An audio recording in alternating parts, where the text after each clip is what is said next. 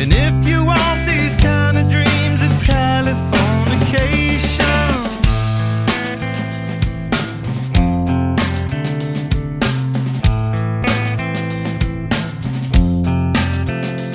It's the edge of the world in all of Western civilization. The sun may rise in the east, at least it's settled in a final location. It's understood that Hollywood sells Californication.